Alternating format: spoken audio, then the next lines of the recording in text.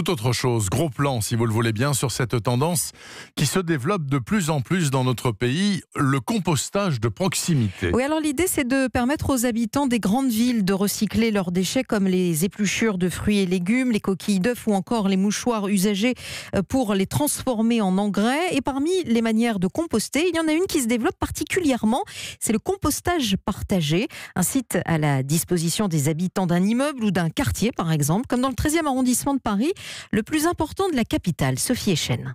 Au milieu du square, un petit pavillon en bois. À l'intérieur, plusieurs bacs où des épluchures de fruits et légumes se décomposent lentement. Ici, plus d'1 tonne de déchets sont recyclés chaque mois.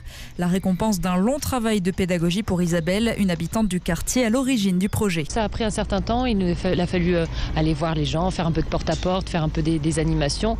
Puis on avait une 50aine d'adresses qui étaient plutôt favorables au projet. En 2 mois, c'était plein, saturé. Les gens ont dû se mettre sur liste d'attente parce que les gens qui ont envie de composter, il y en a plein. 4 ans après l'installation de la structure, ils sont près de 180 à venir 2 fois par semaine y déposer leurs déchets.